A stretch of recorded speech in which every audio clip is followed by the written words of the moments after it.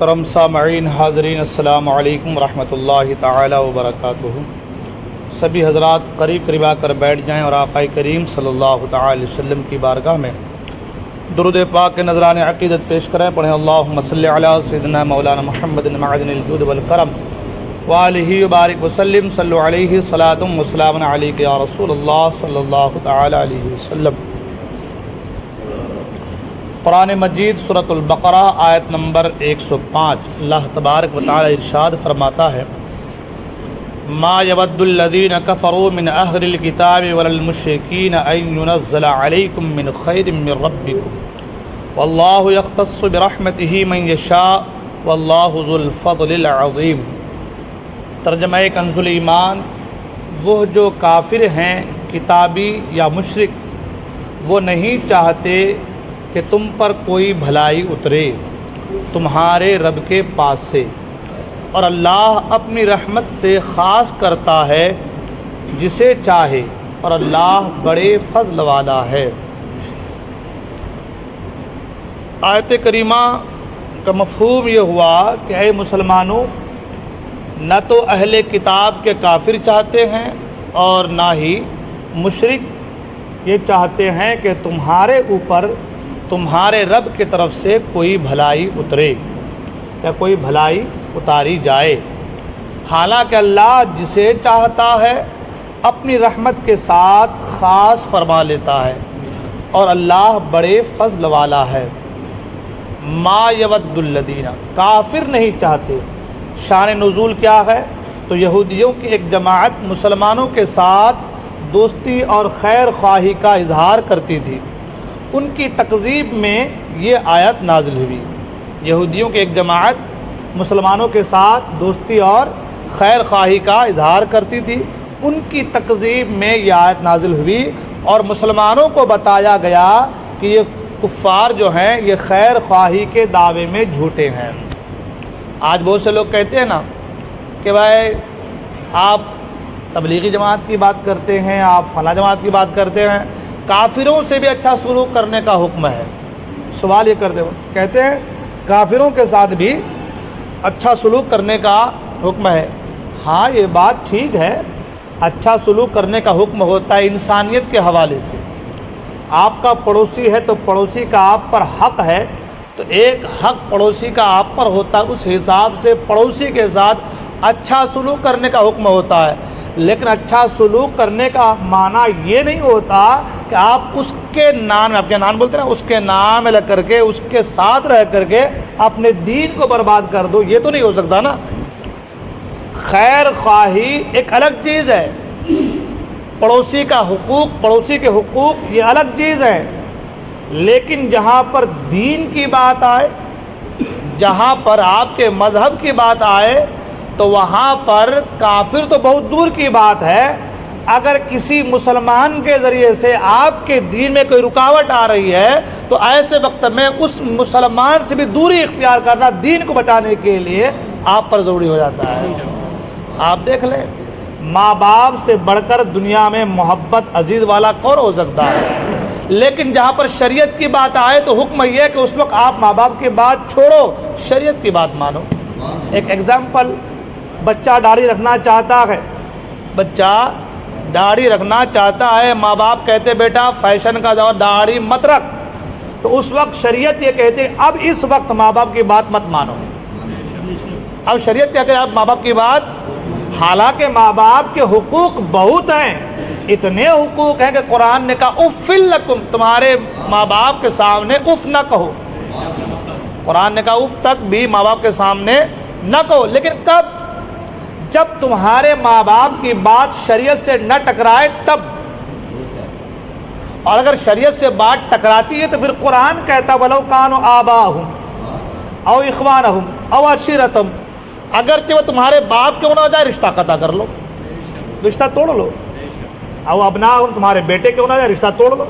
او اخوانہم، بھائی کیوں نہ ہو جائے رشتہ توڑ لو۔ او عشیرتہم، قبیلے والے دوست احباب کیوں نہ ہو جائے رشتہ توڑ لو۔ تو قرآن ہی کہتا ہے کہ ان سے دوستی کرنا ہے، اور قرآن ہی کہتا ہے کہ ان سے دوستی نہیں رکھنی ہے، تو اس کی ایک سچویشن ہے۔ اب لوگ یہ سوچے بھائی قرآن نے تو کہا دوستی نہیں رکھنا ہے، قرآن نے کہا ماں باپ سے دوستی توڑ دینے، ارے ماں باپ کب توڑنی ہے پہلے وہ سمجھو، اور پھر قرآن نے کہا کہ دوستی کرنی ہے، ماں باپ کا حقوق ہے اف نہیں کہنا ہے، تو کب نہیں کہنا اس کو بھی سمجھو، ہے نا۔ جہاں تمہاری بات اور تمہارے ماں باپ کی بات دین سے ٹکرائے وہاں رشتہ توڑو، وہاں دین پہلے ہے، اور جہاں تمہاری بات تمہارے ماں باپ کی بات دین سے نہ ٹکرائے وہاں ماں باپ سے رشتہ جوڑنا ہے۔ اب رشتہ جوڑنے کے تعلق سے توڑنے کے تعلق حدیث میں بہت کچھ ہے، فرمایا کہ جو رشتے کو توڑتا ہے اللہ اسے توڑے گا، جو رشتہ قطع کرے فرمایا اللہ اسے توڑے، تو رشتے کو جوڑنے کی بڑی تلقین ہے، مگر یہی قرآن نے کہا کہ اگر وہ تمہارے باپ ہو جائے دین سے ٹکراؤ ہو رہا ہے تو چھوڑ دو ان کو۔ تو کہنے کا مطلب یہ ہے کہ اس آیت میں یہ بتایا گیا کہ یہ جو کافر ہے نا، جو لوگ کہتے ہیں کہ بھائی کافروں سے اچھا سلوک کرنا، ہاں کرنا چاہیے، سلوک اچھا بردار ہے۔ ذمی کافر کے تعلق سے تو یہاں تک حکم ہے، ذمی کافر کے تعلق سے کافر کی 3 قسمیں ہے نا، کافر کی کفر کے 2 اقسام ہیں، کفر کی 2 قسمیں ہیں لیکن کافر کی 3 قسمیں ہیں۔ تو اب کافر کی 3 قسموں میں ایک کافر ہے تو ذمی کافر اسے کہتے ہیں کہ جہاں پر اسلامی حکومت ہو اور وہاں پر کچھ کافر رہتے ہوں ان کے ذمے میں، ان کے انڈر میں، جیسے پاکستان ہے، بنگلہ دیش ہے، وہاں پر مسلمانوں کی حکومت ہے مگر وہاں پر 2% 3% کافر بھی ہیں، تو اب وہ اسلامی حکومت میں ہیں، مسلمانوں کے انڈر میں ہیں، تو ان کو کہیں گے ذمی کافر، ان کو کیا کہتے ہیں؟ ذمی کافر۔ تو ایسے کافر پر ظلم کرنا انسانیت پر ظلم کرنا ہے۔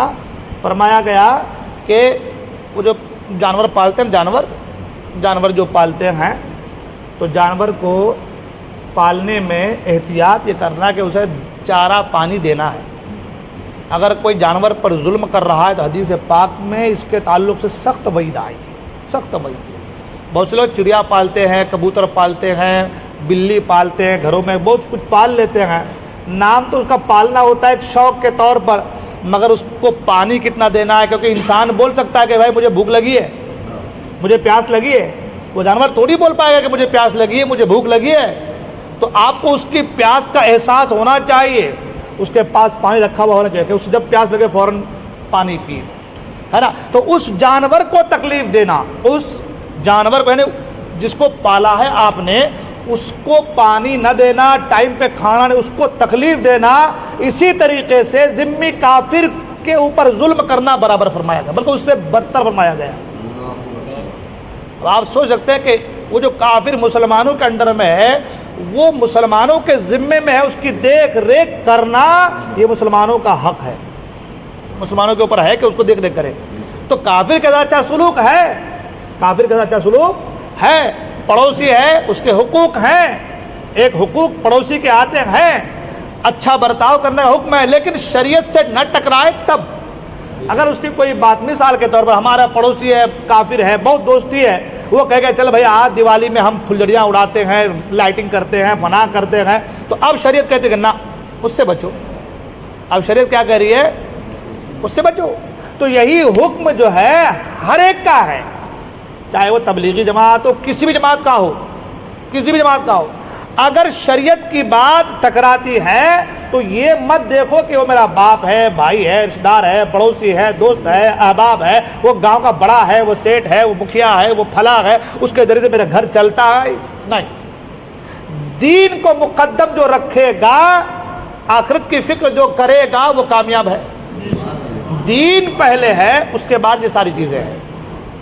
پہلے دین ہے، اور دین اللہ اس کے رسول کی محبت سے ہے، دین اللہ اس کے رسول کی محبت سے ہے۔ تو جہاں دین میں کمی آئی رسول اللہ کی محبت میں کمی آئے گی، جہاں دین میں کمی آئی تو اللہ اور اللہ کے رسول کی محبت میں کمی آئے گی، اور اللہ اور اللہ کے رسول کی محبت میں کمی آئے تو اللہ خود حدیث قدسی میں فرماتا ہے،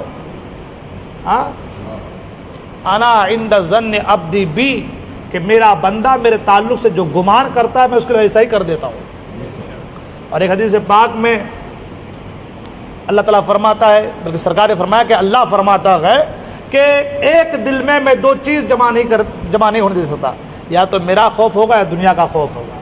جس دل میں میرا خوف ہوگا دنیا کا خوف نہیں ہو سکتا, اور جس میں دنیا کا خوف ہوگا اس میں میرا خوف نہیں ہو سکتا. تو اس سے پتہ یہ چلا کہ اگر دین میں کمی آئی, پتہ چلا کہ محبت الہی اور محبت رسول میں کمی ہے, اور محبت الہی اور محبت رسول میں کمی کا آنا تمہارا ایمان کا دھیرے دھیرے سلب ہو جانا ہے کہ نہیں. اب یہاں پر فرمایا گیا کہ وہ کافر ہے کتابی کافر, اہل کتاب کافر ہے یا مشرک. فرمایا ما یود الذین کفروا من اہل الکتاب والمشرکین, ہے نا, جو اہل کتاب کافر ہیں اور جو مشرک ہیں وہ چاہتے ہی نہیں کہ تم پر بھلائی اترے تمہارے رب کی طرف سے. ان ينزل علیکم من خیر من ربکم, وہ نہیں چاہتے کہ تمہارے پر بھلائی اترے تمہارے رب کی طرف سے. وہ کبھی نہیں چاہے گا کہ تم سیدھی راہ پہ رہو. یہ آج جو نمازیں پڑھ کے بھٹک رہے ہیں یہ کبھی نہیں چاہے گا کہ بعد تم سیدھی راہ پر, کبھی نہیں چاہے. یہ قرآن کہہ رہا ہے نا, یہ جن کا دل سخت ہو جاتا ہے دین کے تعلق سے اسے دین کی پرواہ نہیں ہوتی. آپ دیکھ لیجئے یہ سیاست دان لوگ نام کے مسلمان, ہے نا, یہ کیا بولتے ہیں اس کو کہ فلم ایکٹر لوگ, یہ نام کے مسلمان, یہ پیسے کے لیے کچھ بھی کر لیں گے. یہ پیسے کے لیے آپ سیاستدان سے پوچھ لیجیے, جو سیاست میں گھس گیا ان کا حال ہے یہ, وہ پیسے کے لیے کچھ بھی کر لے گا. اسے چاہیے عہدہ, اسے چاہیے پیسہ, ہے نا. سیاست کے بارے میں میری 2-3 جمعے کی تقریر کنٹینیو رہی ہے. اسلام میں سیاست ہے, سیاست میں اسلام نہیں ہے. اسلام میں سیاست ہے مگر سیاست میں اسلام, سیاست کی تعلیم اسلام نہیں دی ہے. آج یہ پولیس جو ہے, یہ سب جو کچھ بھی ہے, یہ سرحدوں کی حفاظت کرنا ہے, جو کچھ یہ اسلام سے ملا ہے. یہ ہے تو عمر فاروق اعظم کے دور کی ساری چیزیں ہیں, ہے نا. یہ پوسٹ آفس ہے, یہ خطوط کا لے جانا ہے, یہ پولیس کا ہونا ہے, یہ سب اسلام کا دیا ہوا ہے. تو اسلام میں سیاست ہے, سیاست میں اسلام نہیں ہے. جس کے اندر سیاست آ گئی اسلام کو چھوڑ کر کے پھر وہ سچا والا نہیں ہے. وہ پھر اس کا حال اب یہ ہے بچا نہیں پائے گا. وہ کافروں کو بھی چوم لے گا, وہاں بھی جھک جائے گا, فنا بھی کر لے گا, سب کر لے گا وہ, کیونکہ اس کو چاہیے عہدہ. شیطان اس کے اوپر حاوی ہو جاتا ہے. تو کہنے کا مطلب یہ ہے, عرض یہ کر رہا تھا کہ یہ چاہتے نہیں ہے کہ تمہارے ساتھ جو ہے, یہ چاہتے ہیں کہ تم پر کوئی بھلائی اترے اللہ تبارک و تعالیٰ کی طرف سے, ہے نا. پھر آگے فرمایا واللہ یختص برحمتہ من یشاء واللہ ذو الفضل العظیم, اور اللہ اپنی رحمت سے خاص کر لیتا ہے جسے چاہے.